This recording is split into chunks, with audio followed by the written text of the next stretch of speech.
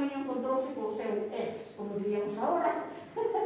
Encontrouse con él e dixo ela, mira, púxenme roja non, o seguinte. Dixo, xa non daba,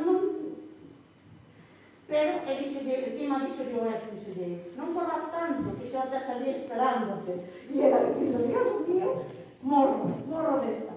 Dixo, cheguei ao río de lavar, e dixo, podes saber que é o que me queres para facer de vir aquí? Dixo, pero que tiña ganas de darle un bofetón e deixalo ali seco. Entón, dixo o mozo, non te poñas así e tal, o único que quería era pedirte se te queres casar conmigo. E ela, para eso vas venir aquí. Pero, claro, ela recordou que este era o venres, e dixo, o luns vai a danza do entroido. E dixo, non, por eso te citei hoxe. Se te casas conmigo, o luns non bailas a danza do entroido. E non puido bailar aquela danza, aquela moza, a casa rica, con seu mantón de Manila, con todas as súas pertenencias, tuvo que quedar sin ir a bailar. Bailou no seu sitio unha irmá, pero bueno, que non estaba preparada para ir a bailar, que non tiña a preparación que ela había feito de ensayar os pasos con seu tío, e bueno, que tuvo que quedar na casa, non? Que iso é duro, é moi triste, non? Que a veces ahora nos escoitamos e dicimos, pero daquela era así, non? E se estabas pedindo para casarte, non bailabas no entroido, non? Por suposto, bueno, pues as mulleres iban super elegantes, porque claro, era como mostrar todo o poderío que tiñas. Os homes, pantalón blanco, camisa blanca, montóns de fitas de cores, fitas bordadas, que eu me preguntaba, onde as conseguían? Porque para nós hoxe, unha colonia, que son estas cintas que levan boas, vale 40 euros o metro, e decían, madre mía, onde conseguías estas cintas, non? Moitas mandaban de las de fora, moita xente de fora, e, bueno, o poderío demostrabas aí, se tiñas un mantón de Manila a non o ter, pois era unha diferencia económica. E tiñamos esta danza un personaje que se perdeu moi rápido, que eran os carolos. Os carolos levaban uns traxes feitos de liño, de estopa, os primixenios, o sea, os primeiros traxes que houve no entroido, que se recorda de antes da guerra, pois iban vestidos con estopa, con liño, co que tiña, non? Hasta que empezan a aparecer xa co tema de migración, pois xa estas saias vermellas, as camisas xa con puntillas e, pois claro, xa nadie quería ser o carolo. Hasta que un día só queda unha parella na aldea que van vestidos de liño, pois contentos eles chega a parella e a liños di, vos parecedes os carolos, non? Vai a pinta que tedes. Encima, era unha, para os danzantes, era unha burla se tiñas que bailar con o carolo pa carola. Entón, se as parexas son pares, nunca se toca de bailar con o carolo pa carola, pero se as parexas son impares, sí que se tocaba de bailar e era un motivo de burla. Co cual, o carolo ou a carola non saían da súa casa directamente para o baile. Iban dar a volta e salían da outra punta da aldea para que nadie soupese que les eran e tapaban a cara con un pano, con unha puntilla, con algo, para que sempre se sabían, porque, como decían os veciños, decíamos, faltaba fulanito, faltaba menganita, pois xa sabemos, os carrolos xa están aí, non? Outro día importante para o entroido, pois era o mércoles de cinza, porque o mércoles de cinza resulta que facían a morte e o enterro de Policarpio. Policarpio era un boneco que se colgaba un mes antes do entroido nun cruce de camiños que fose visible para todos as aldeas do alrededor. Para colgar este boneco roubábase un pino ou un eucalipto o máis grande posible, porque logo vendíase, o remate do entroido vendíase para sufragar os chascos que lles ocasionaba o entroido e máis para a festa do patrón. Procuraban ir roubar as aldeas de vecinas, pero alguna vez, neste caso en concreto, le recordaban unha vez que o señor douse cuenta que o eucalipto que estaba ali era dele, e cando rematou o entroido vendeu un elo a Serradero e recuperou o dinheiro, non?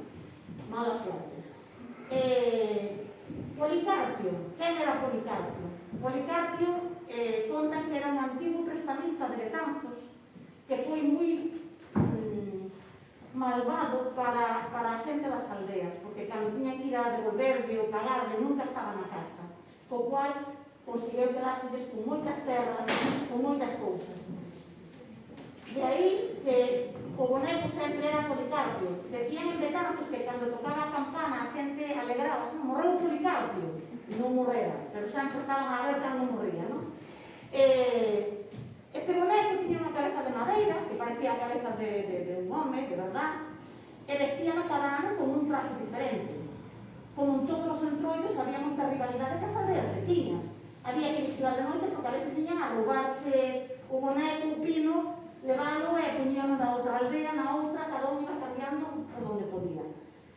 Un ano vestiron a Policarpio de militar e puxeron unha escopeta feita de loureiros apuntando cara a aldea veciña, cara a parroquia San Xulián de Vigo, cos cuales tiñamos moitísima rivalidade no tema do entroido, non? Ainda a día de hoxe, a xente da nosa aldea, que San Xulián de Vigo é a parroquia, non lles gusta que se fagan os eventos na parroquia. Non, o entroido é noso, non, ali non, tal. Pero, bueno, pois ese ano puxeron de militar, apuntando a escopeta cara a aldea dos de Vigo, e pola mañá viñean os carreteiros da lado de Vigo, encontran o Policarpio ca escopeta apuntando, e, bueno, cabreamos moitísimo, a madre que os careu, tal. Entón, pola noite, armaron con pólvora, meteron un fogonazo, tiraron co pau, rompeu a cabeza do boneco, bueno, pero nada, non pasou nada. Fixose outra, diz que non estaba tan ben feita como aquela, pero valía para pasar o entroido. E o mércores, esa escenificación de a morte de Policarpio, pois era unha obra de teatro en toda regra. Cada un tiña o seu papel, que xa durante o ano, ti vas facer de chorona, ti vas facer... Entón tiñan os choróns, que eran os pais do Policarpio, tiñan médicos, enfermeras, porque había que diagnosticar a ver que era o que lle pasaba, por supuesto, sempre era algo inoperable, sempre iba a morrer sí ou sí, e bueno, pues, desde médicos, enfermeras, curas, 4 curas, normalmente 4 ou 6 curas nuns carros engalanados para o enterro, San Cristán, había que facer de confesión antes de, xa cando estaba o pobre na agonía, pues confesaba e, bueno, pues como podedes imaginar as barbaridades que salían por aquela boca, non? O notario, tiña que ir o notario, había que facer testamento, e despois tiña o ceo e o inferno, porque había unha loita pola alma do Policarpio. Tiñan un parto con anxiños vestidos de blanco, normalmente eran mulleres, e os renos, que tiñan unha cova feita con loureiros, porque poñían na cabeza os cornos de vaca, con graxa, con lume, de vez en cando salían a asustar a xente. Bueno, era todo unha... Eles sí que botan en falta, non? Cando nos contaban todo isto, botaban en falta non ter un vídeo daquela obra de teatro que tiñan, que tanto le gustaba a xente, e viña toda a xente da contorna para ver aquel entroido, para ver a esa xente, non? O remate, cando o Policarpio morre, non faltaban as festeiras, con aqueles queixos, con aquelas filloas, con aquelas viandas para todos os invitados e para darle remate ao entroido. O resto dos días, bueno, pois eles facían gaiteiro, a ser posible, tiñamos un gaiteiro na aldea, pois a ser posible sempre viño da aldea, porque decían que así non lle había que pagar a cena, nin darle de cenar, senón que o mandaban á súa casa que cenaran a ver, non? Foron tempos difíciles, recordan este entroido xa antes da guerra, durante a guerra non hai entroido, recupérase no ano 40-42, e casualidades da vida, meu pai, porque os que facían entroido eran os mozos que licenciaban do servicio militar aquel ano. No ano 42 licenciábase meu pai, e xunto con un grupo de mozos, que naquela había moita xente nas aldeas, e había mozos de sobra para facer calquer festa, non? Pois tocou ya el recuperar aquel ano, aquel primeiro ano despois da guerra, tocou ya el de recuperar o entroido, e quen me iba a decir a min que 60 anos despois, pois me iba a tocar a min volver a recuperar o entroido, non? Do cual me sinto super orgullosa e super feliz, non? Os protagonistas, lógicamente, son eles, son esas persoas maiores que guardaron na súa memoria eses recordos, esas anécdotas, esas historias para poder transmitilas, non? Eu creo que é importante que deberíamos de recoller. Creo que é importantísimo, eu fixen un traballo de recollida. Si Isabela non son historiadora, nin antropóloga, nin encantada, con o meu móvil, gravar, que me acordei de ternas do difícil que é, eles non se deixan gravar, co cual tiña que disimular, gravar as conversacións co móvil, posto por ali para que non soupesen que estaba gravando, porque senón non iba a acordar de todo o que me contaban. Pero, claro, non queren que os graves, non queren... Bueno, pois as tecnoloxías xa nasceu, tiña como 90, 100 grabacións, e un bon día, pois, o nome dice de liberar espacio. Sí, me las fulminou. De tal manera que non sei onde iban. Menos mal que me fui acordando de todo o que eles contaron, pero fulminé as grabacións todas, así, de golpe e porrazo. E non houve maneira de recuperarlas. Nada, pois convido-vos a todos a que veñades a este entroido. A día de hoxe facemos o domingo de piñata, só facemos un día, e un día concentramos todo, a muñeira cruzada, o enterro, todo. Porque, bueno, o entroido de San Mede forma xente de moitas partes da provincia da Coruña.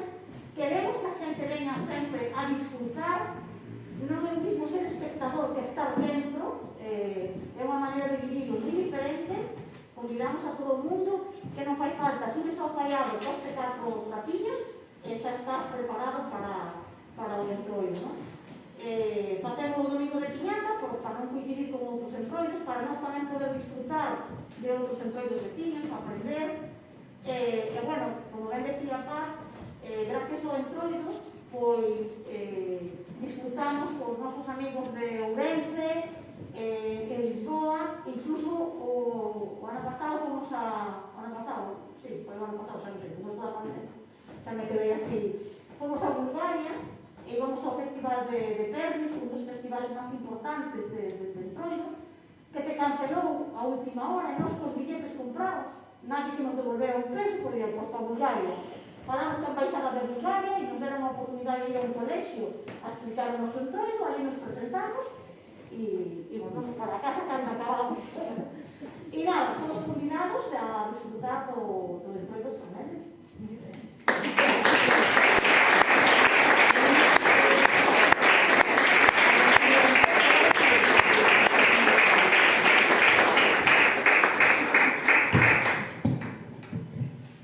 Moitas grazas.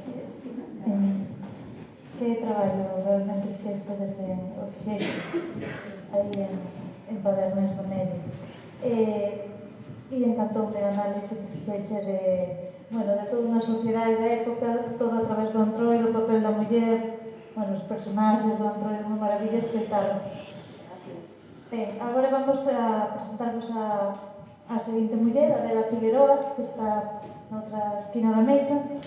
E, 4 palabriñas tamén de Adela, decirvos que a coñecín, a Curra, que como tamén a coñecemos a maioría, Curra Figueroa, a coñecín hai apenas un mes cando vou a presentar a este mesmo lugar a maravillosa novela As mulleres da Casa da Bolsa da Roupa Estendida, novela que me deixou prendada, que vos recomendo a todos e a todas que a leades, que está moi ben.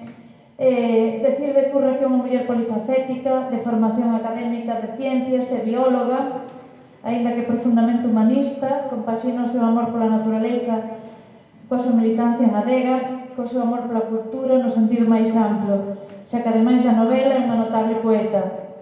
Curra é desas mulleres que dan exemplo coa súa práctica diaria no lingüístico, no feminismo, autodenomínase ecofeminista e no cultural.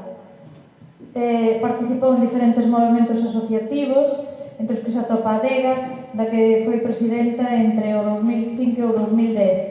Poderíamos decir moitas máis cousas de Curra, pero prefiro que sexa ela que nos deixe, que nos conte sobre as súas mulleres tamén. Pois moitas gracias, Paz. Moito honrada por estar aquí por segunda vez. e honrada por estar nesta mesa tan ilustre.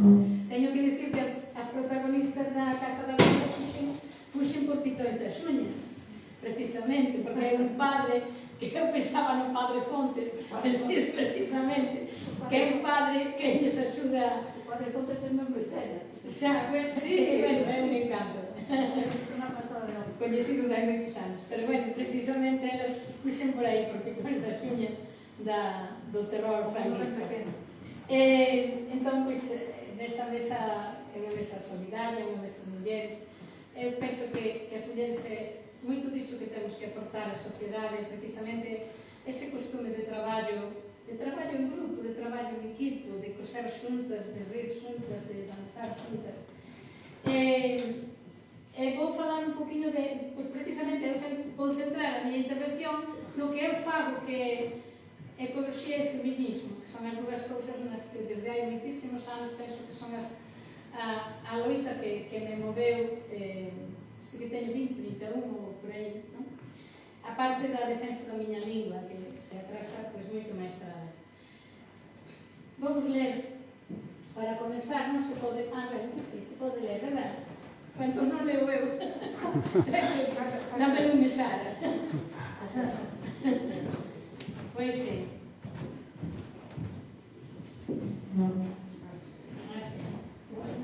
Ben, tecereiras ao poder, facendo todas unha unime plena, mau con mau, verso no verso, todas tecendo, colorida e doce peza, de veludo vermello, no de abella, colcha florida, para guardar os soños, toalla branca, para pousar o pan, renda amorosa, renda primeira, dun coro,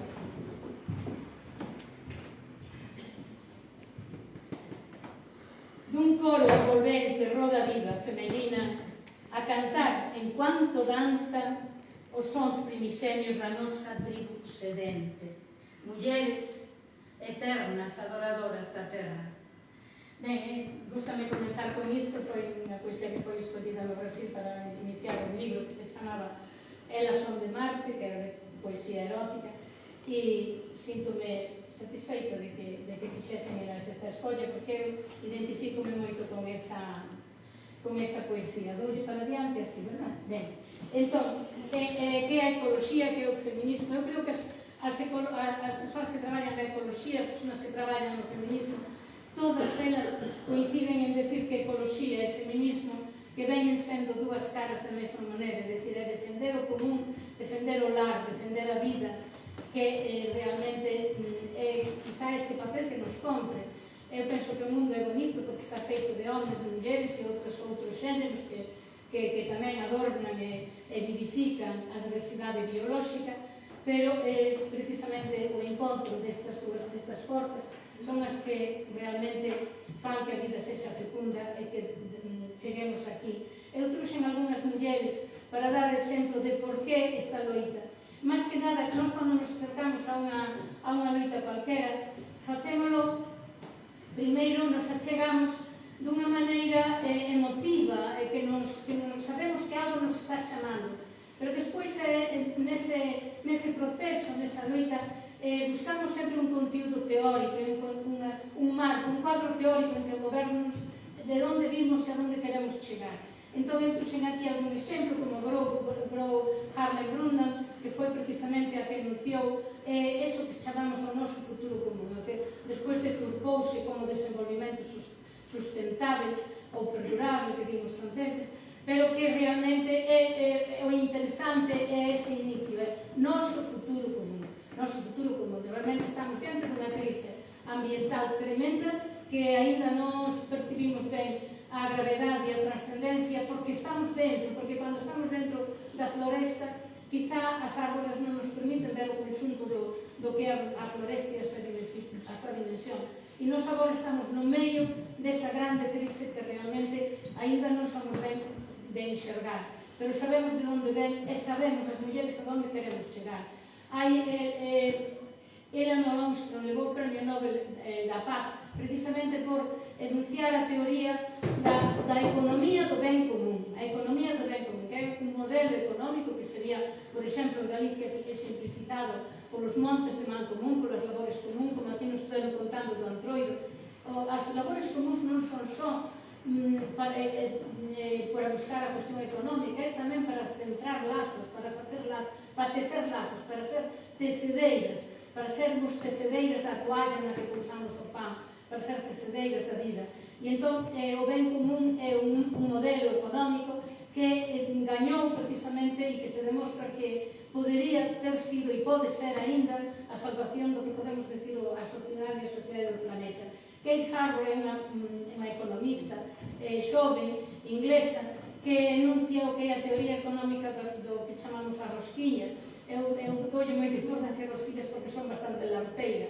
As miñas mulleres da Casa da Rouza, por exemplo, saben facer rosquillas, saben facer flan, porque é importante tamén darlle gusto, non? As cousas que nos poñen bonita a vida. E a economía da rosquilla é simples, nós podemos desenvolvernos até os límites que nos pon a biosfera, pero se queremos pasarnos dos límites que nos está poñendo a biosfera, encontrámonos precisamente neste desequilibrio estrambótico no que estamos encontrando agora, que tratan de solucionarse desde unha época, desde unha óptica do que chamamos nós o capitalismo paternalista, o machismo paternalista, que é a ver se saio por onde podo mediante a corrupción ou mediante porque a mí me firmen este contrato ou me deixen de solucionar. E o único que estás facendo é rompendo o equilibrio. Entón, isto é o que trata de explicar Kate Harbour, que, por exemplo, na cidade de Amsterdam é o que tomaron como exemplo e para modelo de convivencia. Ben, este está aí o deseño do que serían os límites do crecimento, marcados precisamente polos límites da biosfera. Pero que, eu insisto, é unha muller que me está preocupada disso, non? E aí que traio a miña Vandana Shiva, que todo o mundo coñece. Vandana Shiva ni unha muller máis violada, ni unha especie desaparecida. Creo que estas dúas cousas enuncian perfectamente o que sería esta conduta de vida, este modelo de vida para poder seguirnos todos xuntos e todos ben, reducindo precisamente, non reducindo a nosa tensión sobre o que é o mundo no que estamos vivindo. Ben, aquí estaría para Vandana Shiva, como penso eu tamén, tanto ecoloxía como feminismo ven sendo caras dunha mesma moneda. Traio aquí o exemplo de mulleres, por rapidinho para non, porque todas son cousas que xa sabemos, non? Simplemente darles un conteúdo teórico, movernos nun cuadro de sabermos que é o que polo que estamos peleando. As mulleres chico, por exemplo, sería o grande exemplo. Eu devia ter aí como uns 12 anos a primeira vez que eu li destas mulleres nun correo da UNESCO na miña casa, por sorte, pois estaban suscritos a esta revista, e ali lembro perfectamente que chamaban de bolboretas de aceiro, de bolboretas de aço. Mulleres que frágiles, bonitas, equilibradas, artísticamente postas neles con esa humildade, pero que bonito é a imaxe destas mulleres que se abrazaban ás árbores para evitar que as árbores que protexían a terra das ladeiras das montañas fosen serradas para transformar unha economía que era unha economía comunitaria nunha economía capitalista que sería a economía dos aserraderos, de cortar de transformarse en asalariados. Non estou mostrando dous modelos económicos. Ben, e elas defenderon, é moi interesante isto porque a peor loita, e lo aseguro eu, é a que se libra dentro da casa, é a que se libra dentro do lar. Porque unha muller pode ter unha proxección pública e unha proxección internacional, pero logo dentro da casa desencadenanse outros mecanismos, outras coaccións, outros afectos e outras tensións que fan que sexa moi difícil poder levar unha loita deste tipo se a loita se ten que transmitir a dentro do lar. Ben, aí están as miñas mulleres chico, que as traio como exemplo, pero hai aquí para mí unha heroína que é a Wangara Maathai. Wangara Maathai sufriu moitísimo, foi moi perseguida, tamén levou a loita a súa casa, costoulle o matrimonio, evidentemente, e perseguida polo seu home, pero fixo unha gran cousa para mí enorme, e é que conseguiu trabar o avanzo do deserto na Kenia e en cambio facilitar o crecimento da floresta. Nós temos exemplos aquí agora coñezo tamén o exemplo de Ridimoas, é un exemplo non implica unha loita, nin implica unha ruptura matrimonial, nin nada disto, pero sí é un exemplo de deixar que o bosque medre, deixar que vaya recuperando o seu lugar para que a biodiversidade que está sostendo o conxunto da vida poida estar aí como facendo os seus servicios ecosistémicos, que é o que nos chamamos. Ben, e esta muller consigue iso por un lado e por outro lado facer que as mulleres sexan as que planten os árboles. Por tanto, está dando traballo a muller, está dándolle un traballo remunerado para algo que é dar vida. Dar vida, que é o noso papel, non me digo, entendedme ben, para min é maravilloso ter fillos, eu digo así, con toda a sinceridade. E dar vida para min é algo fantástico, algo que debía de ser, eu cando tiña un fillo, tiña interés, e de cada vez que tiña un fillo decía, eu estou facendo un servicio á comunidade, a mí me de recoñecer moito máis isto, porque realmente estou facendo algo moi importante, algo moi serio, carai. E entón, esta muller dalles traballo, de maneira que as mulleres que estaban plantando as árboles chegaban a casa con diñeiriño. E iso é importantísimo tamén, porque unha cousa é a teoría, sabemos que é certo, pero, bueno, se tes o diñeiriño, me dixo unha vez a miña sogra, dixo, estudia, que a mí non a acabar a carrera, estudia, que sabes que é ter que pedir hasta para unha faixa, e ter que explicarlo. Bueno, pois, isto me parece que é moi importante. Por tanto, volvo a dicir que ecoloxía e feminismo están xuntas aí nesa loita pola vida. E esta sería un pouco resumindo, se o ledes aí, pois non o vou ler, porque xa o tendes aí, é a teoría da Wangari Maathai, que sabía que non lles daba diñeiro de regalo, que moitísimo menos, non, se as mudas, é dicir, se as plantiñas non iban para arriba, o diñeiro non o cobraban. O sea, que tiñan que ocuparse. Tamén estaba dando responsabilidade, o cual é importantísimo. Por tanto, é a vida, a corresponsabilidade, é facer que o deserto, o traballo deserto, é facer que o bosque medre, porque o bosque trae a chuvia e o bosque trae a vida. Ben, bueno, pois non vou insistir máis nesto, vou pasar a miña amiga María Lobo, unha pioneira da educación ambiental. É a primeira muller que se lle ocurre facer un mestrado en educación ambiental en España, por acaso é de Coruña, ainda que viva en Madrid, sente-se galega por los 4 costados, traballamos xuntas e creo que é unha persoa que non está nada recoñecida, polo menos eu non me conta que a xente non a recoñece, ten moitísimas publicacións e traballa moito neste momento no que se chama devagariño, é dicir, ir pola vida observando tranquilamente e non as carreiras. E digo sinceramente como nos tocou facer as mulleres da miña xeración, porque as mulleres da miña xeración fomos as carreiras a recuperar o tempo perdido, o que nosas máis perderon coa guerra civil, perderon coa ditadura de Franco, co fascismo. Vou facer un inciso, abro paréntese. Eu aprobei as miñas oposicións, eu daba as miñas aulas, e o diñeiro que eu gañaba legalmente podía ser administrado polo meu marido, manda truco. Iso é algo horrible, iso non se pode facer, e iso é o que traen as dictaduras debrúzanse sobre o traballo e o corpo das mulleres, e iso temos que aprender moi ben as mulleres, temos que ser antidictaduras por natureza. Non podemos, somos nós as que máis se nos vai, as que máis perdemos nas dictaduras e no fascismo. E estas correntes que está vendo agora de amenazas de fascismo, as mulleres temos que estar moi alertas, porque somos nós, as nosas fillas, as que máis van perder. Bueno, aí estamos algunhas das mulleres que fixemos o mestrado con María Novo, bueno, porque por acaso nós seguimos traballando xuntas, temos traballos non só na ecoloxía, senón César Pinto, a outra organiza cursos no Concello de Ferrol e a outra organiza cursos na universidade, pero seguimos traballando xuntas. E ben despois ocurriu-se traer aquí unha galería de mulleres da seguinte xeración a miña, é dicir, mulleres que andan xa polos 40 anos, meus fillos teñen entre 40 e 50 anos.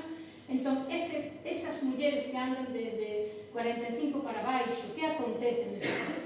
Neste país sabedes que temos unha ameaza terrible, que é a transición enerxética, é dicir, un sistema, nos movémonos na teoría xeral de sistemas. A teoría xeral de sistemas é a teoría xeral de termodinámica, e nun sistema non funciona se non hai unha entrada de materia e enerxía que se transformada e que dé lugar a uns produtos que saen fora do sistema. Ben, entón, nos temos agora unha crise enerxética terrible. Se non hai enerxía, non hai nada que facer. E como hai unha crise enerxética terrible, pretenden solucionala invadindo as pezas mellores do medio ambiente que aínda quedaban sin destragar, que son eu chamo así, permitideme que o transmita como tal, as nosas sagradas montañas. Eu considero sagrados os ríos, considero sagrado o mar, considero sagrada a chaira, pero as nosas sagradas montañas que aínda quedan non nos van deixar ni unha siquiera. Ben, pois en Galiza están artelladas numerosísimas plataformas de defensa dos lugares das distintas comarcas. Plataforma da defensa da comarca de Ordes, plataforma da defensa do Mandeo, plataforma da defensa da Terra Chá. Hai plataformas por todas partes. Pois sabedes o que a maior parte destas plataformas están lideradas por mulleres preciosas, por mulleres encantadoras. E, por exemplo, trouxen aquí, bueno, a primeira é do Bierzo, é Margarita Senra. As persoas que eu coñecín precisamente por esta loita contra os eólicos, eu digo así, contra a invasión do noso territorio polos campos eólicos, permitiume coñecer a moita xente do Bierzo que está loitando tamén da mesma maneira, e xente da Cordillera Cantábrica. Eu traigo aquí esta muller porque esta muller ten un sustento teórico tremendo, sabe perfectamente o que está facendo e leva moito tempo traballando e é realmente a líder do que se chama o movimento Así Non, que naceu no Bierzo para aquí, é dicir, nós en Galiza somos pioneiros en moitísimas cousas, e entre outras cousas nas loitas ambientais. Ben, pois truxen a esta moza que me ten sempre fascinada pola efectividade e por o ben que traballa. Pero logo temos aquí a esta outro exemplo, Jessica Rey, e mirade sencillamente que di, porque eu pregúntolles, por que estás nesta loita? É por ser muller, o ser muller te produce un sesgo nesta loita, ou é porque eu son así? Xa está. É que máis vai explicar?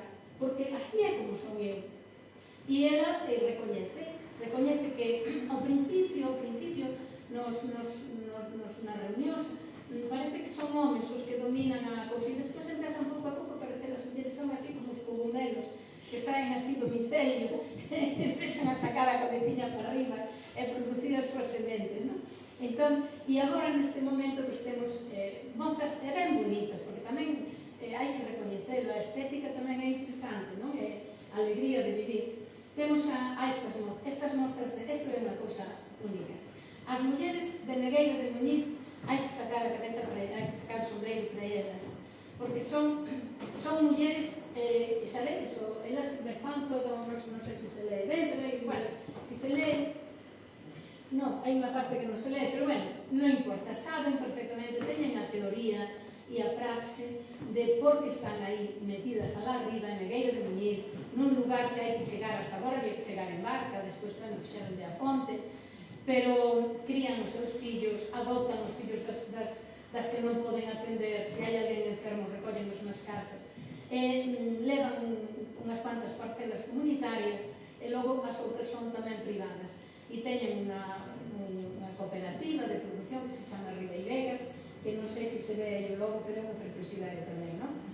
Así con todo o orgullo que saen mulleres aí. Ben, aí están Dora e Luz. Luz é suiza e veus por aquí bueno, criaron os seus fillos máis os fillos dos vecinos.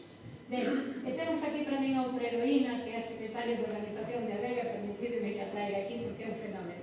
Belén nos fai todo, nos soluciona todo, está en todo, nos riñe, nos alaba, todo, nos fai de todo, nos busca documentación, e cando nos despistamos nos dice non é por aí, é por acolá. Aí ela contéstame as preguntas, por qué? Porque tú crees que por ser muller é máis verse máis para a ecoloxía, para esa cuestión común, do lar común. E iso é o que ela me contesta. O noso papel acostuma a ser o dos cuidados. É que a mí non me morta que diga porque as mulleres son máis dos cuidados. Pois claro, e por que non vamos cuidar? Hai que cuidar os uns aos outros. Temos que cuidar os uns aos outros e ter o hábito de cuidarnos. Cando levamos, por exemplo, alumnos de excursión, decirles, insistirles moito, cuida dos teus compañeiros, non deixes que ninguén quede atrás, cuidainos dos outros, porque no cuidado mutuo é onde se encontra moitísima satisfacción, e se aprendemos a cuidarnos dos outros, tamén cuidamos da terra, que é a nosa casa. E logo teño aí esa outra rapaciña que é a que leo por Galicia, cando se o día 16 fomos a Madrid a petarle ali as narices a ver se os que mandan, os que nos están facendo as leis, se enteran de que non se pode facer unha transición enerxética co mesmo modelo capitalista patriarcal que estaba dominando para hasta agora, e fomos ali a berrar un pouco, a ver se alguén se enteraba, e a que falou por Galiza, pois esta Aranza, que está na plataforma do Mandeo. Aranza é outro fenómeno tamén. Aranza me explicou por que estaba ela en esta loita, por qué? Porque a ela, a súa casa común, o ambiente, a natureza, deralle tantos privilexios de coñecer unha paisaxe, de coñecer unha cultura, de vivir nas aldeas, de vivir a vida, que ela lle dera unha oportunidade de estudar, necesitaba demostrar que era igual que os meus irmãos ou mellor que eles. Entón estudiou veterinaria porque era o que lle permitía estar máis cerca da natureza. Dice, teño que devolver o que a vida me deu a min. E entón a miña práctica vital é esa, tentar devolver o que eu recibí. Por tanto, por iso está defendendo aí o Monte do Gato e os montes todos estes daqui dos arredores. Ben, vou bastante, procuro non ser pesada, procuro darle un poquinho de presa. E logo, claro, traio a nosa ex-presidenta que defendeu no Parlamento a lei a iniciativa legislativa popular en defensa do Monte Galego, porque, bueno, é unha muller e defendeu tamén iso ali, non? En Gadega, pois temos a cuestión interesante de que eu fui presidenta de Adega, pero xa fui presidenta da primeira delegación que fixo Adega, que foi a delegación de Pontevedra, lá nos anos 70 e tantos, e despois fui presidenta de Adega Nacional. Pero despois tivemos outra presidenta que foi Virxinia, pois agora neste momento temos outro presidente que por acaso é amigo, foi alumno meu, do cual me orgullo moitísimo de telo aí. Pero quero decir que nese sentido eu me parece que Greenpeace non teño presidenta.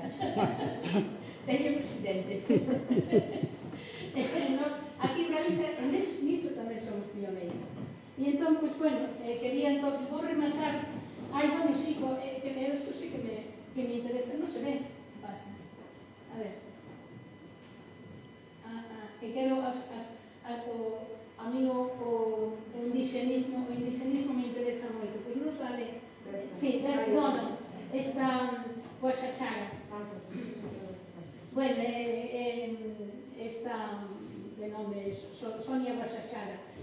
Sonia Guaxaxara dice aí moi claro, vocês procuran o lucro, nós queremos a vida.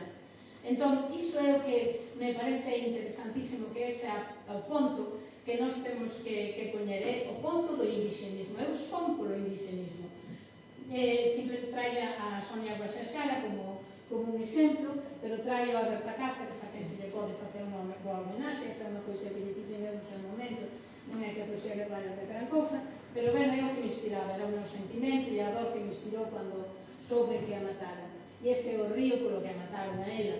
Nos comentamos aquí os nosos ríos que non cabe unha presa máis, están afogados, hai que deitar esas presas abaixo, xa non se pode seguir afogando os ríos. Precisamente polos lentes, foi por iso polo que a mataron. Entón eu, se me permitides entón, xa para rematar, vou facer homenaxe a nosa gran muller, que é Rosalía. Rosalía foi a primeira nacionalista, Rosalía foi a primeira socialista, Rosalía foi a primeira feminista, pero Rosalía foi a primeira ecologista. E entón, por iso, bueno, pues vou acabar lendo esta poesía dedicada a ela, que se chama Indígenas.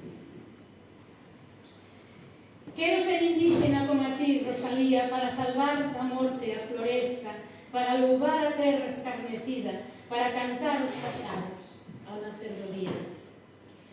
Vou ir contigo escutar os rumores cantadeiros dos mil ríos como o teu xar, ou como o meu niño amigo. Tentearemos todas dúas os cabelos en novelos na beira da fonte fría, como peite de prata da moura da montaña estrelecida. Indígenas son como a ti porque amo, mal pocadiña, a terra en que nací. Lingua de indígenas falamos enquanto lutamos contra a cobiza que cabalga sobre os nosos verdes campos e as nosas sagradas montañas. Indígenas somos porque gritamos contra o poder insensato que toda a terra arrasa. Como indígenas adoptamos nosas pedras, nosas augas, nosos montes, nosas fragas. E cantamos o vento que zoa entre as almas por milenios, trazendo para nós o son de quen aquí viveu, amou, chorou sobre as erviñas dos campos santos da nosa terra de Dralla. Somos indígenas sofredoras, bravas, teimosas, lutadoras, inconformistas, corachosas, que como a ti comungamos entre as follas dos carballos con as raíces da terra abenzoada. Vives en nós, mulleres da Galiza, a cantar e danzar alegres cantos, deprendidos no pontear esquivo das santiñas e as santasas das nosas sagrada casa. En nós estás presente cando berramos na nosa terra digno traballo. Tú rompiches os trabóns, as alxemas que nos paralizaban, xunto das nosas irmáns, indígenas como a nós, nunca máis asoballadas. Agora o río vai cheio, nosa voz xa non se cala. Rosalía e a todas vos, ben axa.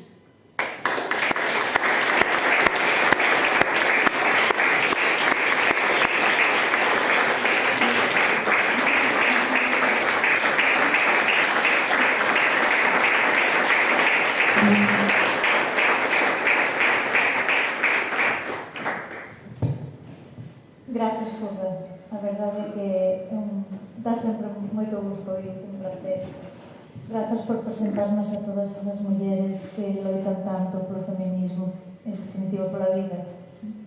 Moi interesante, a verdade é que queda un reflexionando e pensando en moitas cousas. Ben, e agora xa vamos a presentar a última compañeira que vai intervir, a Encarna Otero, que decir de Encarna, que todos xa coñecemos, é unha muller moi coñecida, que estamos acostumbrados a ver prensa, na tele. As mulleres da miña xeración tivemos a Encarna como referente. Eu recordo cando fomos a estudar a Santiago, pois ao pouco de chegar xa a coñecín pois no tema político, no movimento asociativo, e era a nosa referente, era a nosa heroína. Moi coñecida pois eso, polo seu activismo político, onde ocupou cargos de responsabilidade no Bloque Nacionalista Galego, e tamén no apartado institucional. Estivo nos gobernos de Santiago, na Consellería de Vivenda, no bipartito. Encarna unha muller valerosa e decidida, un exemplo de compromiso onde lle toque exercer. Tamén unha muller polifacética que ten publicado libros de contos como A Serie do Mundo e O Branco País en Neve. No 2013 presentou un documental realizado en colaboración co Consello da Cultura Galega sobre as mulleres que traballaron no Wolframio, titulado A Luz do Negro, e hoxe traenos aquí outro traballo audiovisual de Encarna, cuxo título dá nome a esta jornada. Co seu permiso nos apropiamos do seu título As mulleres co mundo na cabeza, que desanda, ela desanda os camiños do Pindo co testemunho das mulleres que andaron tamén por estes camiños. Entón, deixámola con ela e tamén co seu documental despois.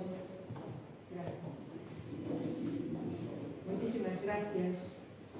Primeiro por permitirme a mí estar aquí, pero sobre todo por permitir estar as mulleres que levan o mundo na cabeza. Desde logo as que están nesta mesa son todas, pero que son moitísimas, moitísimas. E, bueno, pues este título, As mulleres con unha na cabeza, a verdade é que xurde de escoitar as protagonistas que lle saber, Olimpia e Marisa. Pero tamén era un pouco así unha bella querencia que eu tiña con Ruth Matilda Alderson, que fotografou tamén aquelas mulleres galegas dos anos 20, no seu percorrer por Galiza, se non nos importa non quitar isto. E tamén quería rendirle homenaxe a Isaac Diezpan, porque dele collín esa figura tamén das mulleres que mundo na cabeza, non? Que ele tamén dibuixou e ademais, bueno, pues quería traerlo presente hoxe aquí por todo o que está a pasar con Saradelos e o Castro. Quero agradecer moito estar aquí. Xerardo me decía que esta foi a súa escola e efectivamente este espazo, pois eu creo que rezuma nas súas vigas de madeira a sabiduría de transmisión de saber e ao mesmo tempo nos dice que en Galiza madeira pode ser nunca. Podemos nestas vigas que aquí establecen nestes teitos e pisos que aquí están. Ben, As mulleres como unha na cabeza, o documental que vai ser a continuación, é un proxecto que xurde no grupo de traballo que logo é Centro de Investigación e Documentación Feminista do Consello da Cultura Galega. Cando nos 2004 empezamos a traballar para poñer en marcha o Ano de Mulleres, o objetivo era visibilizar a tantas e tantas e tantas que tanto traballaron en Galicia e que necesitábamos ter como referente. As mulleres temos que vernos en outras mulleres, porque senón estamos permanentemente disfrutando un traballo que é unha pérdida de tempo porque antes outras xa o fixeron. E por eso empezamos a visibilizar aquel álbum onde apareceron tantas e tantas e tantas e tantas. E logo despois, xa andando o camiño, puxemos en marcha unha comisión de traballo que se chama Imaxes e Voces, porque percibimos que moitas mulleres un pouco maiores que nós, non tanto, un pouco maiores que nós, como non están na economía formal, desaparecían. Porque cando se iban a investigar as súas pegadas, están só na memoria oral e elas morían e desaparecían. E había tamén outro elemento, e é que moitas mulleres consideran que o seu non é traballo, porque o teñen que facer. E sempre o fixeron e xa está. E entón necesitábamos ter un arquivo donde ese traballo e todo o labor que esas mulleres quedara para que investigadores e investigadoras puderan traballar con ela. E iso foi a razón de montar esta comisión, este grupo de traballo que sigue existindo, que se chama Imaxes e Voces e que temos o título de Memorias de Vida en Vivo. E empezamos a traballar con algunhas, bueno, por razóns institucionais, xurdiu a posibilidade de entrevistar e guardar a mulleres que traballaran na minería do wolframio, e de aí xurdiu a Luz do Negro, esa minería do wolframio tan esquecida tamén, porque como é un episodio da Segunda Guerra Mundial e o Estado español, despois da sublevación militar franquista, non estuvo na Segunda Guerra Mundial, se silenciaba completamente. Entón empezamos a traballar con eso, e despois, bueno, pois tamén por múltiples razóns, e pensando en Ruth Matilda Alderson, xurdiu a posibilidade de traballar con estas mulleres que, como moitas en Galiza, facían un camiño polo monte para levar as mercadorías a mercados próximos onde se pagaba o libro. É un exemplo de que escollimos este, é dicir, os montes do Pindo, porque tiñamos posibilidade de falar con estas mulleres, pero podíamos escoller outros calquera. E agora, en unha primicia, estamos trabalhando no terceiro, que se chama Saberes e Sabores, as mulleres que quitan a fame do mundo. Porque nos chegou hasta aquí que as mulleres levamos toda a vida cociñando, inventando sabores e saberes con todos os alimentos posibles, reciclando, reutilizando, facendo roupa bella, e chegan uns cuantos homes, se fan chefes e ainda por riba ganan cartos. A verdade é que nos fatigou moito eso. Decidimos traballar neste terceiro arquivo que estamos empezando, e vos direi que nos están salindo cantidad de mulleres que son a quinta xeneración de casas de comida repartidas por toda a vida. É dicir, que arrancan xa do século XIX. E non contan na economía, non contan. E entón, por eso, ahora estamos con este terceiro, que sabemos que nos vai a dar moito traballo, nos interrompiu a pandemia e por sorte, ninguna das mulheres que tiñamos previstas foi víctima da pandemia, eu quero facer tamén aquí unha referencia homenaxe a víctimas e a todas as persoas que estudiaron, pero que eran de mulleres. E, bueno, pois por sorte podemos retomar o traballo, xo vamos a retomar en novembro con isto. Pois entón, o que vais a ver aquí é un documental destes arquivos. Os arquivos están na Comisión de Estudos Feministas do Consello de Cultura Galega para que futuros investigadores e investigadoras os poderán utilizar como base de datos en que sea. Muchísimas gracias y vamos entonces a ver o documental porque Olimpia y Marisa son los protagonistas.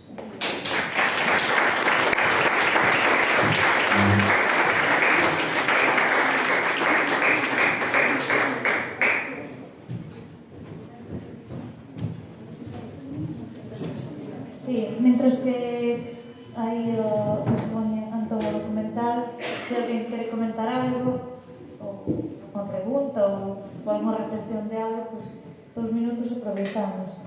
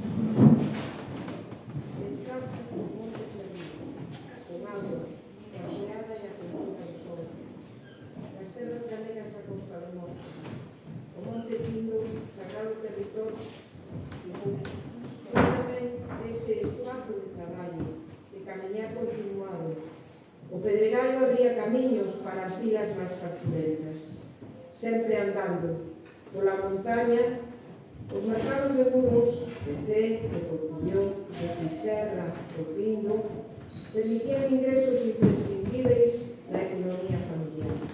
A fotógrafa Ruth Matilda Anderson deixou a pegada coa súa cámara deste traballo, cando ela estivo por terras de Galiza a principios do século XX.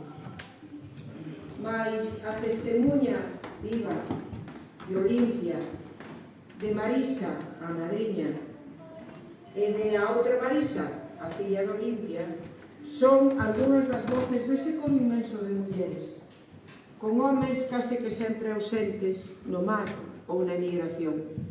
Mulleres que construíron e construen vida co seu traballo, co seu camiñar día a día, levando o mundo na cabeza.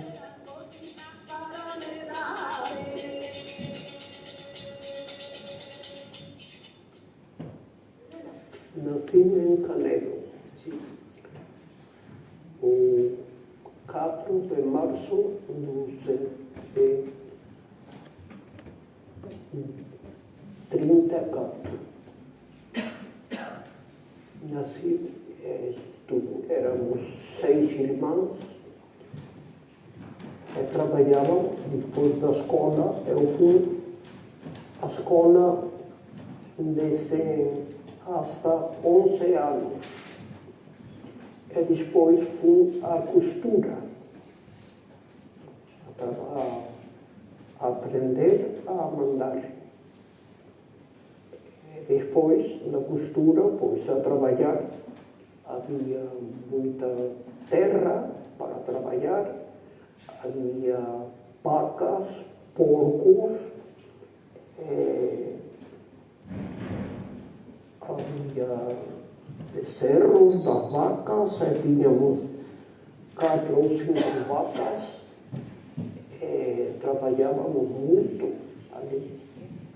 Minha mãe, minha avó, que estava ali na casa. Miña avó, Calicha, era unha persona extraordinariamente lúcida. Tamén miña avó, de Caneco. O sea, vamos a ver, para mí, miñas avós representaron tanto unha como a outra, son dous diarios que por distintos motivos, porque elas eran diferentes, evidentemente, pero os dous eran mulleres de carácter. E sempre soube que tiña que pagar se quería cobrar. E para ela, digamos que a aspiración maior era ser independente económicamente. É claro, unha pensión daquela, unha pensión de xubilación, era unha independencia económica maior da que ela tiña traballando, porque realmente había que xuntar para pagar a agraria, había que xuntar para comer, había que xuntar para todo, e era, claro, era unha vida en precario, bastante precario, non? E a xente que cobraba unha pensión de xubilación, nese sentido, tiña unha independencia económica maior. Entonces, elas calculaban, máis ou menos, cando tiñan que empezar a cotizar para poder acceder á pensión. Acórdome, estávamos na eira, onde temos a cabaceira, é unha eira grande, facíanse ali os palleiros, havia unha eira de pedra que está ali, é um sureiro, ali manhava-se o pão, os armanços, as aveias, tudo manhava-se ali. E dentro da riba da cabaceira, a cabaceira está unha repisa, e arriba estava a cabaceira. Embaixo estávamos ali, os rapazes mirando uns os coches que iam pola carretera, porque nós nunca víramos os coches. Os únicos coches, os primeiros que vinham pola carretera. Agora non se ve a carretera porque está hai casas, árboles e tudo, pero daquela víase todo porque estaba a ágora estaba aberta, todo víase todo. E os coches tinham unhas bandeiras pola carretera, unhas bandeiras e con ollos, con homens, porque debía ser algún camión, agora non sei ben, pero acordo-me disso. Nós fui a primeira vez que vimos os coches. E acordo-me de outra cousa ainda. Minha irmã, Josefina, que me levava a mim 3 anos, eu tinha 2 anos, e ela tinha 5. E eu calcei-me, saquei os socos, que tínhamos um soco, e por ir outra vez, não fui capaz de pus-nos de revés, eu não fui capaz de pôr da outra maneira, nem fui capaz de sabotar, nem Josefina tampouco não fui capaz. Ela tinha 5 anos, era como a mim. Olivia, ti tes-me contado que na casa tiñas libros e leías. Muitos. E de onde viñan esos libros? De meu pai. É meu avô. E te lembras de algún? que era a Revolución Rusa, e outro que era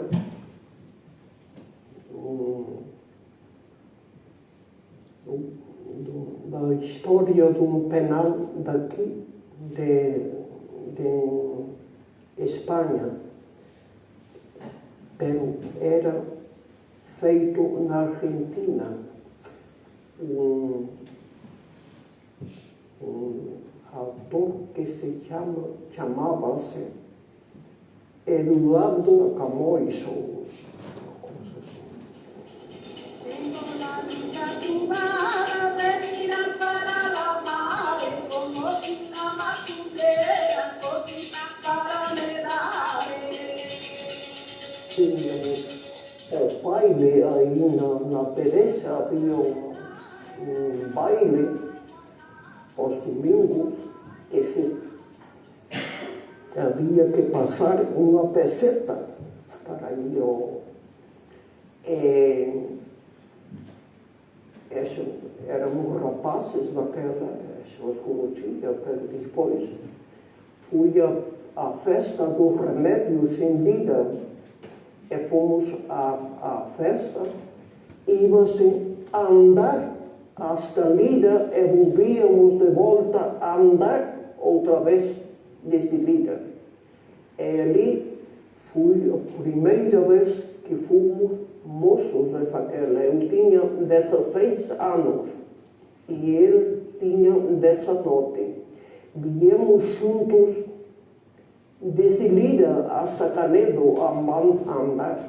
E desde aquele dia hasta que nos casamos, dali desde havia 8 anos, fomos sempre moços daquela. Como se chama? Tepe. Ela cando ven para Vilar, tiña nai. Cando ven para Vilar, eu creo que sabía moi ben a que viña e a donde viña, e por que viña, non? Viña a unha casa onde realmente non había nada. O sea, non había nin chan da cociña, porque era de terra. Todo iso para min era natural. Eu era nena, eu como unha nena agora son capaz de analizar as clases que tuve.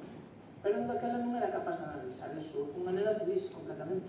Había que contar tamén que o meu pai era fillo único, un fillo solteira, e ás veces eso eu creo que xeraba determinados conflitos, non? Que eu resolvín sempre ben. E quero ser a nivel interno, non teño tampouco hoxe ninguna historia con eso, nin con nada, non? Realmente se mirou para atrás, pois eu criei moi feliz neste lugar e de feito, pois digo sempre que seguir. Na terra, trabalhar na terra. Cando vim para aqui, minha sogra tinha também 2 vacas, ou às vezes 3, e tínhamos porcos, galinhas, e tudo. Ela trabalhava nisso, porque fora do que se vivira sempre. Os pais non estaban, ou estaban no estranxeiro, ou traballaban todo o día fora, e as mulleres eran as que estaban na casa, as que levaban a vida adiante, o día a día, a casa, e máis as que estaban no terreo, as que se echaban, as que apañaban as cebolas, as que botaban os tomates, o que fora, non? Os que atendían as vacas, todo iso, levaban a grama e levaban a casa. E tú cando empezas a ir a vender andando polo monte? Desde que vim para aqui, iniciei muro vender desde aqui carregadas com mamachos hasta muros, desde aqui por la costa hasta muros, de volta outra vez pelo monte, o que tinhas, o que venderas, e se tinhas que comprar alguma coisa para a casa, pois trazia-la também. E nesse tempo, pois já tínhamos outras vacas que davam mais leite, e já pensei ali a ver com leite ao pindo. Eu fui 20 anos com leite. Eu corri no pindo todo, desde a capilha hasta o lego d'água, todo. 20 anos fui ali. Depois chegava-se à casa, havia que levar as lenteiras, as botellas, a putinha, e depois havia que ir por os terrenos para trabalhar. Acordas-te que me mandabas co leite cando non podías ir? É que me atendía a Milia da Pena, que me ensinaba as casas das siareiras. Levabas moito peso, Levava cebolas, repolos, todo. As leiteiras. Cantos anos tiñas ti, Marisa? Marisa estava no instituto daquela, depois, quando vem Pepe enfermo da Alemanha, Marisa fixera o primeiro ano de medicina. Quando Pepe enfermou. Pepe morreu dali, havia um ano e pouco, médio, hoje, quando vieram da Alemanha. Eu adorei meu pai. Adorei-no. Para mí, meu pai era, non sei, era algo superior, pero era unha imaxe construída non desde o coñecemento propio que eu tiña do meu pai, senón desde o que me contaban dele, non? De construir a presencia a través dunha ausencia, porque realmente era iso que pasaba. Meu pai marchaba pola mañá, eu pois ni siquiera estaba levantada, estaba fora todo o día, traballaba todo o día, cando volvía a noite, pois, bueno, eu se cadra vio e se cadra non, porque se cadra cando eu chegara, nós íbamos para a cama cedo. Íbamos á plaza, aquela plaza de muros, vende los queixos, nos cestos de cobras blancas, que me acordo eu. E papá facía aqueles cestos de cobras cosidas, cosías no cobre.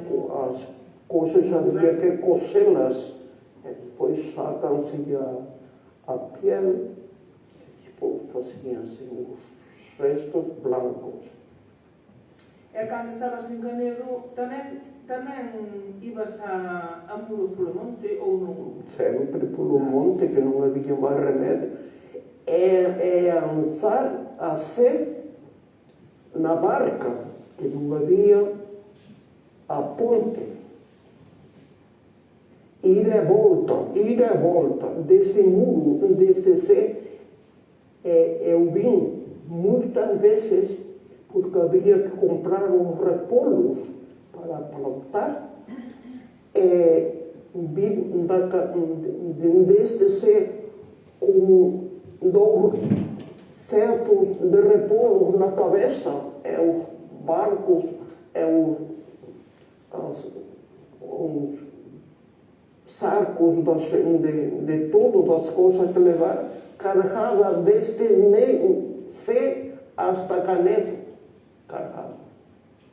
Levantávamos às 5 da manhã para colher o coche do Pindo para ser, porque senão, desde o Pindo, levávamos muitos cartos, o coche, e íamos hasta o Pindo, porque era metade dos cartos.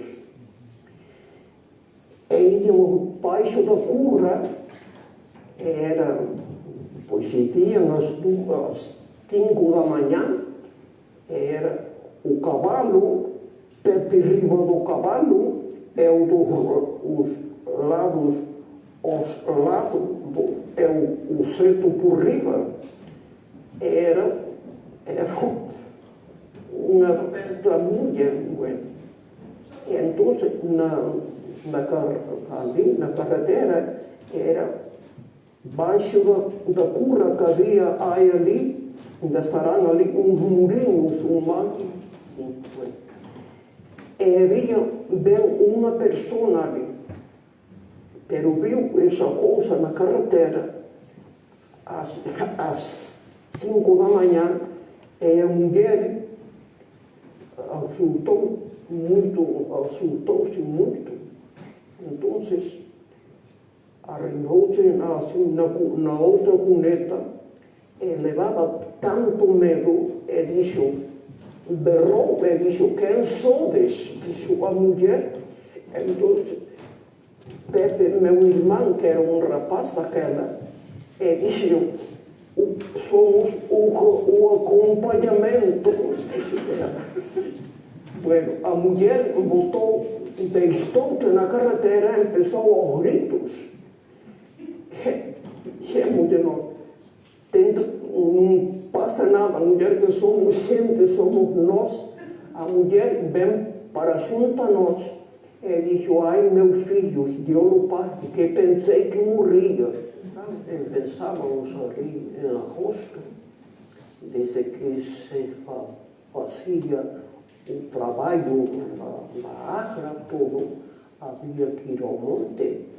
20 ou 30 carros iam todo o mês de agosto a setembro, todo. Porque havia que a balumada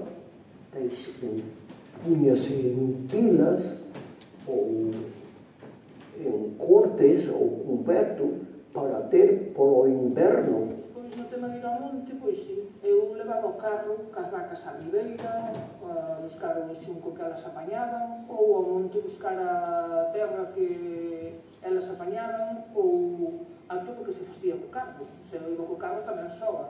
Eu con 12 anos ou 13 baixaba o carro á ribeira ou axudaba a baixar o carro do monte ou a donde se fora. As coviñas é un traballo forestal. Entón, chamábanse as coviñas porque se plantaban pinos. Cando fui da reforestación, cando se plantaban pinos, pois facías unha cova e chamábase ir ás coviñas. Facías a cova para plantar, non? Para o plantón. Si, chamando ir ás coviñas ao traballo na forestal, que doulle ese nome xa para sempre ir ás coviñas.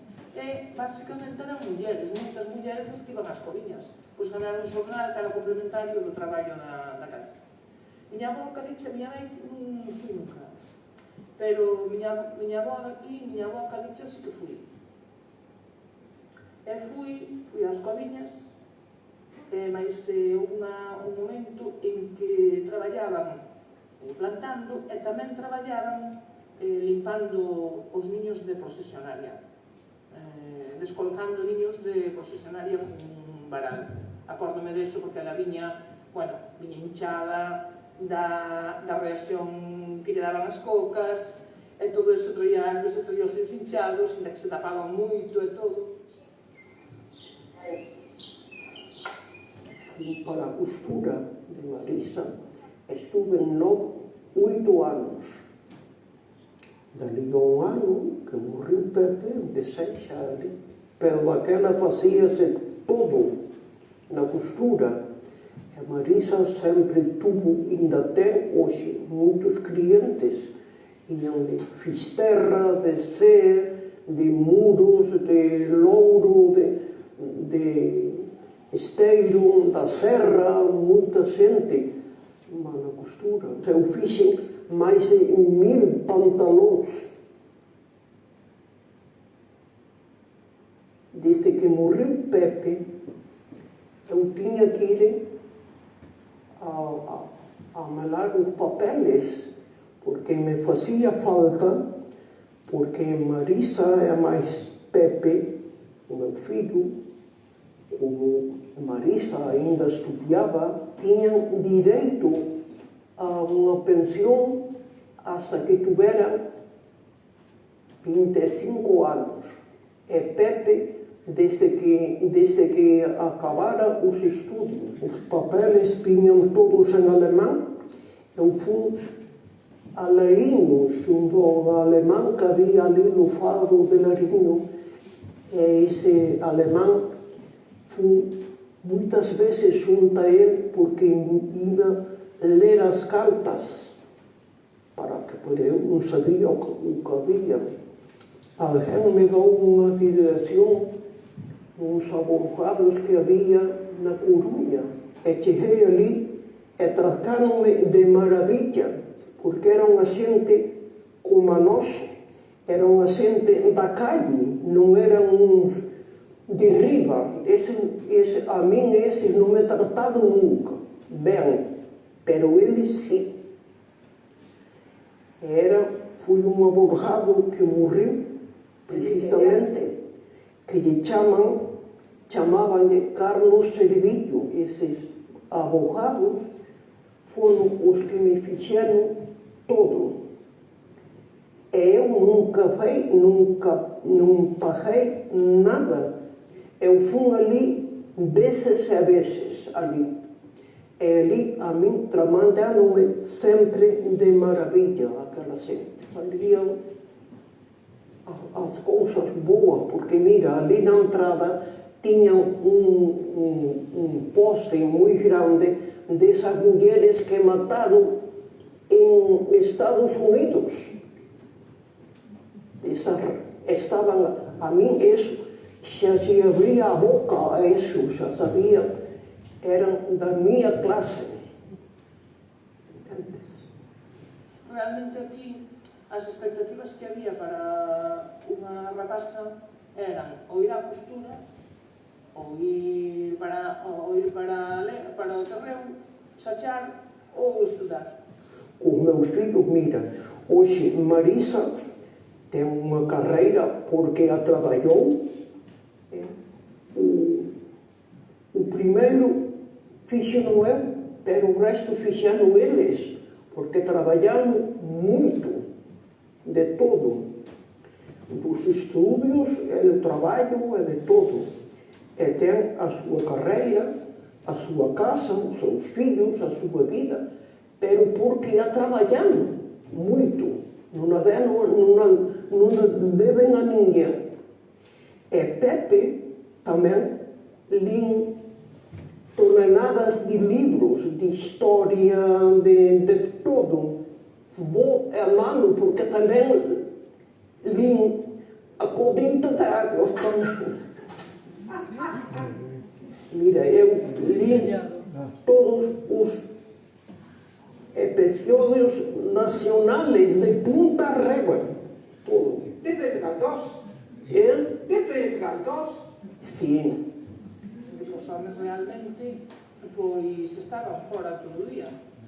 Que quen construía a vida, o día a día eran as mulleres, non? Que levaban a casa adiante, que educaban os fillos, as que se ocupaban da escola, as que non se aprendían a sobrevivir no mundo no que estábamos, eran elas, claro.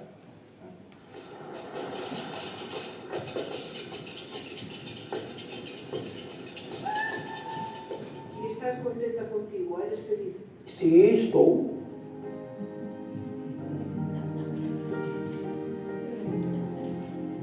E agora, no tempo da xeitura e do descanso, de lembrar a vida na memoria, outras mulleres novas, creadoras, colocan de novo o mundo na cabeza das mulleres, coa súa espléndida obra galega que é xa patrimonio do mundo.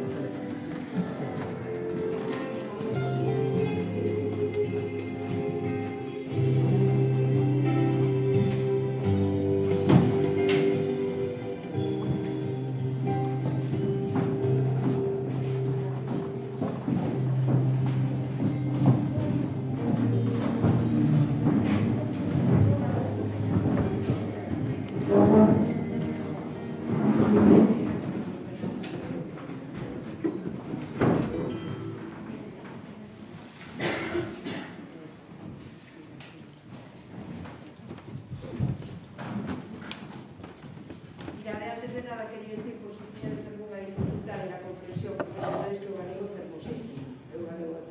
Olimpia tuvo no proceso entre que elaboramos e a podemos ir a falar, se salvou do mundo e conseguiu recuperarse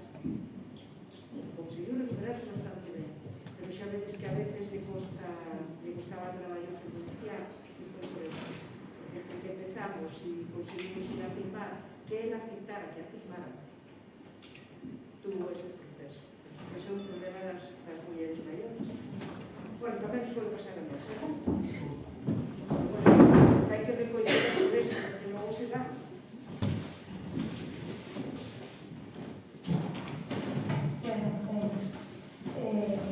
Pues eso, que vos decíamos, si alguien quiere comentar algo, documentar, lo que vamos a ver, o presentar a nuestros compañeros de antes,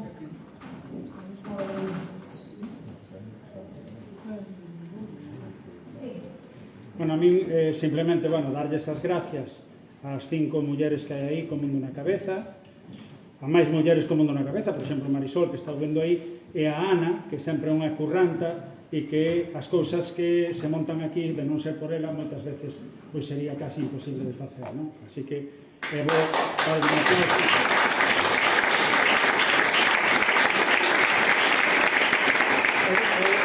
Isto é só unha pregunta, pero é unha pregunta para cada unha das 5, non? Entón, que sempre estades argallando cousas, novas cousas, non? Que facer. Antes Encarna xa nos dixo que había outro proxecto tamén, de outro documental, era que seguro que todas tedes algo na cabeza, algo novo, que nos contedes e que andades agora para diante, de cara ao futuro, non? Así, en unhas pequeniñas palabras, algún tipo de proxecto. Podedes empezar pola esquerda e rematar pola dereita, por exemplo.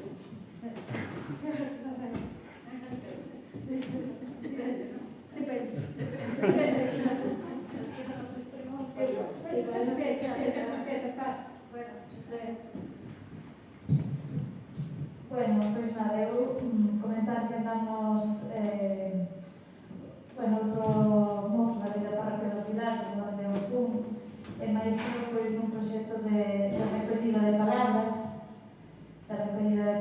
que xa non se usan, xa non se empregan. Estamos aí, xa contactamos tamén co IES aquí de Vitiriz, a través do Departamento de Galego, para que mobilicen, pois un pouco a través dos nenos do colexio, e que recollen, que nos axuden tamén a recoller por as casas, a maneira de facer o traballo tamén máis dinámico, que participen e poder chegar a todo o concello, non? Estamos moi ilusionados, xa temos moitas recollidas, así das que nos vamos acordando, é un tema que sempre tuve aí en mente para facer, e que, xa iremos vendo a ver como sale, pero, estamos moi contentos con este semilleiro que temos de palabras, non sei, nada máis, así en principio co que ando.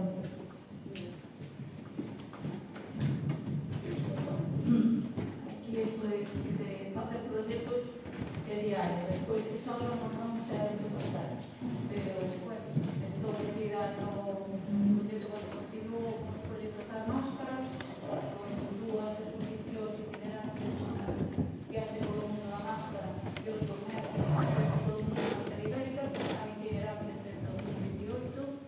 Continuaremos con estas mulleres para onde nos chamen, que vamos tamén desde 2018.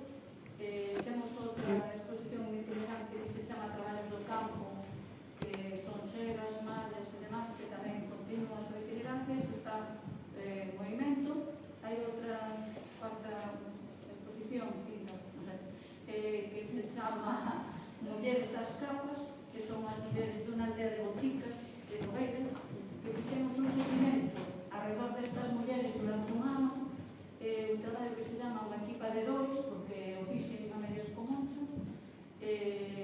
puxemos equipa de 2 para non andar poñendo tanta historia. Eso con encargo do Museo de Salto, da Casa do Capital, a exposición tivo lugar o ano pasado, no mes de agosto ali, e solamente, como era o encargo do museo, fixo xa ali. Son unhas mulleres que fan todo o ciclo da lã, que cantan, además maravillosamente, que creo que por pouco irían a calquera sitio. Son fantásticas, todas levan as capas, bueno, aqueles terribles, porque el día que as levamos le dan a cara, e despois porque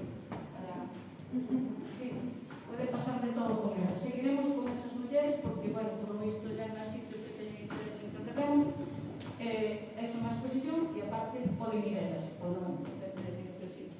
Hai outro traballo que se chama Familias, no cal estamos traballando aí tempo, tamén os homes de editores protestaron porque só facíamos fotos de mulleres, entonces ya empecé a sacar as fotos a eles para que me dices entrar na aldea, se non creo que me van a gustar. E outro que se chama Familias. Esa foto de familia que se está perdendo, del grupo familiar, estoy tamén traballando. Por lo tanto, proxectos moitos, despois a ver o que sale de todo isto. Paso con miña colega dos entroidos, da familia do entroido tan importante como é Élica. Bueno, pois eu vou decir como as mulleres da aldea, eu non estou facendo nada.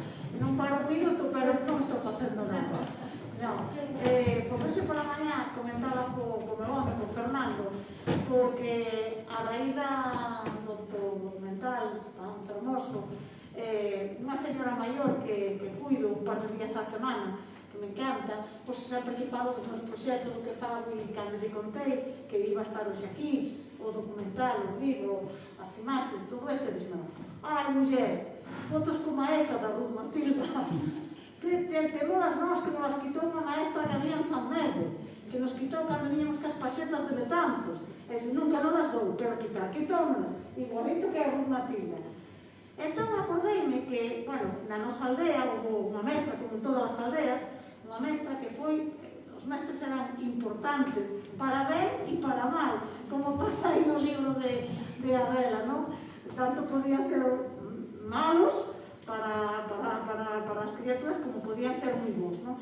En este caso, doña Pilar foi unha boa mestra porque todo o mundo se acorda das cousas magníficas que fixo. Pero esta muller tiña unha cámara de fotos naquel tempo. Despois tuvo que marchar para Inglaterra, ela tiña dos fillos e tal, e nunha viaxe que volveu a facer a aldea, como ela sempre se quedou nunha das casas da aldea onde tiña a escola, regalolles unha cámara de fotos aos fillos daquela xente onde ela se quedaba, non? Entón dixeles, fotografiade todo o que vexades na aldea, todo. Fíjate, unha visionaria, porque, vamos, naquel tempo... Entón falei con aqueles rapaces que lles entregou a cámara, falei con os rapaces, eu non sei nada da cámara, pregúntale a miña irmá. E foi unha xunta irmá e dixeme, mira, a cámara era do Sosentón. Pero eu acordome que unha vez que eu era unha cativa que tenía 12 anos ou así, bueno, un matrimonio que había na aldea tuveron un neno e morreulles ao nacer. Entón chamáronos, como sabían que eles tiñan aquela cámara, chamáronos para que eles foran a facer unhas fotos. E dixomela, e meu irmán non estaba, iba no instituto. E mandaron, e fun eu ca cámara. E dixo, mira, non se me olvida na vida, porque se de repente sale aquel home daquela casa bella, co bebé envolto nunha mantiña, abrazado con él, chorando a lágrima tendida, e botouse de rodillas na aira, e ali quixo que o fotografiase. Non sei se saquei fotos, non se saquei nada, porque eu temblaba como un xunco, chisprotei, pero non sei, nunca vi aquel revelado, nin aquelo, pero aquelo quedoume na cabeza. En esa liña, quero investigar, quero entrevistar outra vez a toda a aldea, a todos os que foron alumnos de doña Pilar, a ver que sacamos por aí. Eu xa contei. Ai, non vale. Bueno, pois non sei. A ver, eu proxecto, quero ser feliz. Ese é o meu proxecto. Quero fazer felices aos que me rodean. E sentir a felicidade da xente que está comigo. Eso é para mí importante. E logo, pois, como eu son grega, eso non sei se é unha enfermedade ou se é... Non sabemos ben o que é. Pois, ben, nós tecemos redes. É unha cousa que me interesa moitísimo, como estamos facendo hoxe aquí. Tecendo redes. Penso que en Galiza non somos conscientes da forza que temos e a capacidade que temos de resposta diante das cousas. Hai moitas batallas que se gañaron e que se gañaron polo povo. E estou pensando na Fosa Atlántica, e estou pensando no xogue nuclear, e estou pensando na celulosa de Pontevedra 40 e tantos anos costou, pero gáñase. E estou pensando en tantas loitas que debemos de ser orgullosos de que somos capaces de facer. E iso é o que realmente me ocupa, me interesa moito o que indiquei aquí, porque as mulleres, é dicir, o ecofeminismo, se hai algo especificamente que se pode decir de sesgo de muller, ou é de calquera persoa pode estar loitando pola casa común. E depois fago poesía sempre, de mañan a noite, que anima a todo o mundo que faga poesía, porque é un exercicio moi saludable. Uns nos salirán mellor, outros pior, pero a forza de ir facendo e facendo, pois algo vai saindo tamén. E gostaría de escrever ben, iso que me gustaría.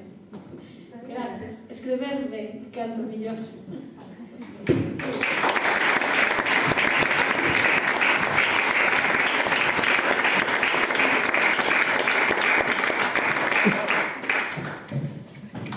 Bueno, pues nada, gracias al Cato, a estas compañeras Mercedes, Emi, Encarne Curra, mulleres que, como decía antes, recolledes memoria. As catro cos seus proxectos falamos de mulleres. Digamos que mulleres que todas teñen en común a loita, a supervivencia, todos os traballos que pasaban antes, pero que tamén son mulleres que teñen alegría, mulleres que fixeron cuidados, mulleres que, como tamén recollía despois, mulleres que deron e siguen dando vida. Bueno, pois eso, que foi un luxo poder reunilas aquí as catro, a pesar de que non é doado, porque, bueno, todas teñen os seus compromisos, sabemos que alguna de vos incluso tuvo que deixar algún para poder vir aquí, o cal, pois, nos agradecemos moito e nos honra poder ter poder facer esta xornada que sería un luxo para, bueno, pues para calquer concello poder contar así coas catro. E iso, que seguiremos camiñando co mundo na cabeza. Moi ben.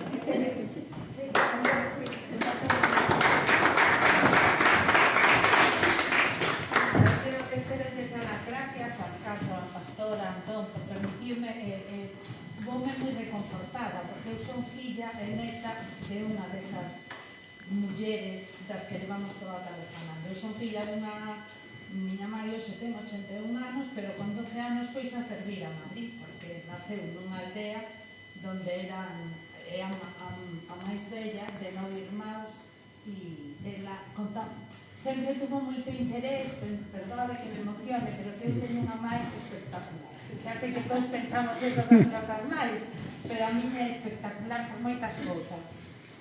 Por espírito de superación que tuvo sempre, foi unha persoa enferma desde moi nova e nunca perdeu o sorriso, ela sempre está de bon humor, ela sempre está, bueno, pero reconfortame moito que siga, o sea, que lles demos esa homenaxe, que eu sei que hai moitas mulleres como miña nai, para mí miña nai é única, pero bueno, sei que aquí nesta Galicia, nesta terra nosa, hai moitas mulleres como ela e como miña avó, que foi sempre, eso, como digan as mulleres da aldea, non fago nada, pero facía o todo.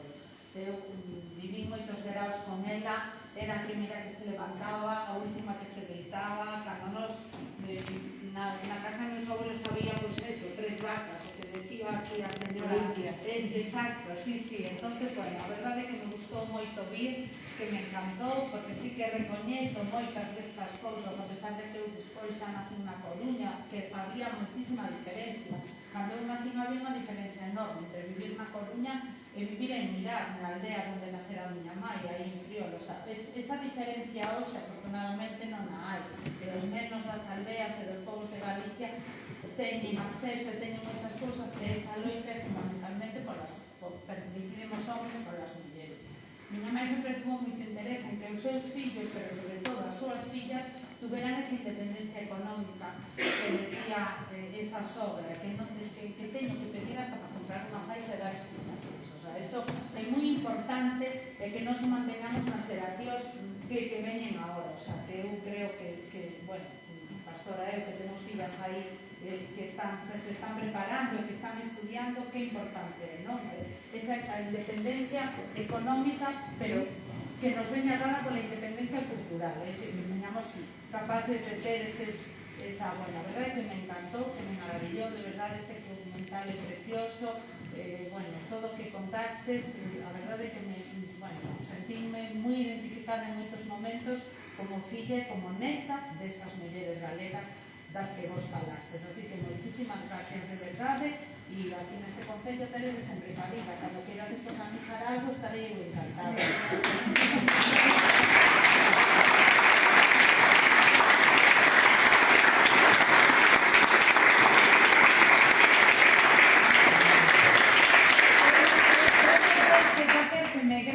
Para poder contar a historia de miña nai e de miña avoa, porque a mí, eu creo que fago moitas cousas, pero escribir non é o meu. Entón, o mellor, si que terei que facer algunha me grave para poder escribir esa historia que sí que me gustaría que se escriba. Así que nada. Pues,